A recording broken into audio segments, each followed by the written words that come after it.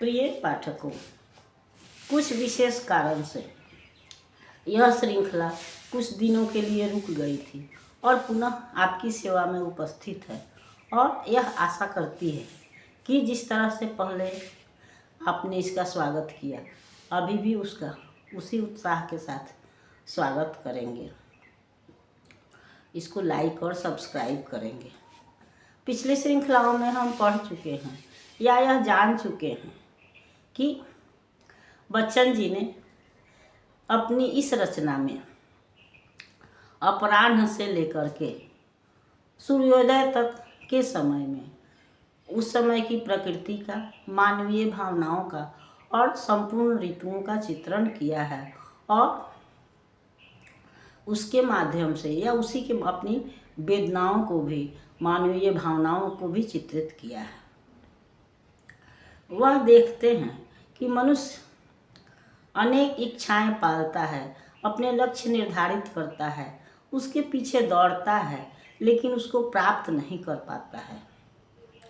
वह उसके जीवन में मृगमरीचिका साबित होती है। मृगमरीचिका का मतलब है कि रेगिस्तान में जब बालू पर सूर्य की किरणें पड़ती हैं तो वह दूर से ऐसे चमकती हैं, लगता है जैसे कि जल है। और तब रेगिस्तान के पशु पक्षी या मनुष्य जल के भ्रम में वहाँ तक पहुँचते हैं, लेकिन वहाँ पहुँचने पर पता चलता है कि वह जल नहीं है बल्कि बालू है, और फिर वह उतना ही दूर दिखाई पड़ता है क्षितिज पर। तब मनुष्य फिर उसके पीछे दौड़ता है और इस भ्रम को हम मृगमरीचिका कहते हैं। और मानव जीवन में भी स्थिति वही है कि हम अपने लक्ष्य के तरफ दौड़ते हैं, उसको प्राप्त करने का प्रयास करते हैं और हमें यह लगता है कि वह नज़दीक है, आसान है, लेकिन हम उसको प्राप्त नहीं कर पाते हैं। पास पहुँचते पहुँचते हमसे वह दूर चला जाता है और तब हमारे अंदर निराशा भी होती है, हताशा भी होती है। लेकिन यह मानव स्वभाव है कि वह कुछ देर के लिए ही निराश होता है और पुनः नई शक्ति के साथ अपने लक्ष्य प्राप्ति की ओर उठ खड़ा होता है। कवि की भी स्थिति यही है। यह अपनी रचनाओं के माध्यम से कवि जो है मनुष्य मात्र को यह संदेश भी देता है कि हमको असफलता से निराश नहीं होना चाहिए। यह सच है कि मानव जीवन में असफलताएं हैं, निराशाएं हैं, लेकिन वो हमारा रास्ता रोकती नहीं है, बल्कि हमको और प्रयास करने के लिए प्रेरित करती हैं। और तब कवि कहता है कि यह सच है कि इस दुनिया में निराशा बहुत है। सचमुच तेरी बड़ी निराशा, जल की धार परी दिखलाई, जिसने तेरी प्यास बुझाई। थल में मृग जल के पीछे, दौड़ मिटी सब तेरी आशा, सचमुच तेरी बड़ी निराशा। तूने समझा देव मनुज है, पाया तूने मनुज दनुज है, बाध्य घृणा करने को यूं है, पूजा करने की अभिलाषा, सचमुच तेरी बड़ी निराशा। समझा तूने प्यार अमर है, तूने पाया यह नश्वर है, छोटे से जीवन से की है तूने बड़ी बड़ी अभिलाषा, सचमुच तेरी बड़ी निराशा। तो कवि कह रहा है कि इस मानव जीवन में यह सच है कि बहुत सारी निराशाएं हैं, असफलताएं हैं, और लेकिन हम उससे रुक नहीं सकते हैं।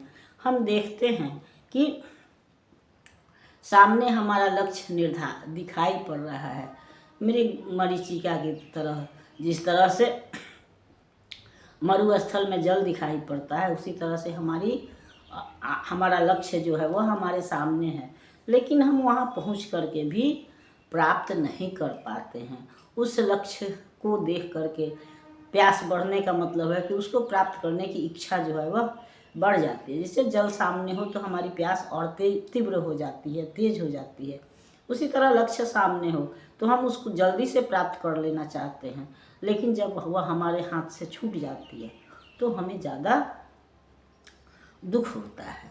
और मनुष्य के साथ भी यही बात है कि जिसको हम देवता समझते हैं वह कभी कभी दानव साबित होता है और इस तरह से हमारे अंदर जो है वह निराशा का संचार होता है कि साधारणतः मनुष्य, देवता तो क्या वह मानव भी नहीं होता है, बल्कि वह स्वार्थ का पुतला होता है, दानव होता है, या मनुष्य जो है वह स्वार्थ से वशीभूत होता है।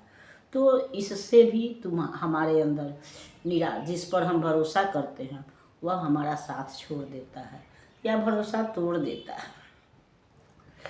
कवि के साथ भी यही बात है। हालांकि उनकी प्रेयसी ने भरोसा तोड़ा तो नहीं, लेकिन वो दुनिया छोड़कर चली गई, और इस तरह से जिस प्यार को उन्होंने अमर समझा था वह प्यार नश्वर साबित हुआ।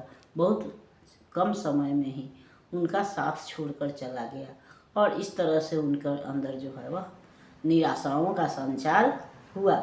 लेकिन वही बात है कि अपने दुख को उन्होंने अंधेरे में रो करके नहीं, बल्कि समाज के सामने गा करके, समाज के सामने एक प्रेरणा के रूप में, गीत के रूप में रख करके मानव जीवन के अंदर नव जीवन का संचार किया। और तब वही कहते हैं कि तुमने समझा कि प्यार अमर है, लेकिन वह प्यार तो नश्वर साबित हुआ। जिस प्रिया को यानी पत्नी को तुमने अपना समझा, सर्वस्व समझा, वह अस्थाई समझा, वह कुछ समय में ही या शीघ्र ही तुम्हारा साथ छोड़ कर के चली गई।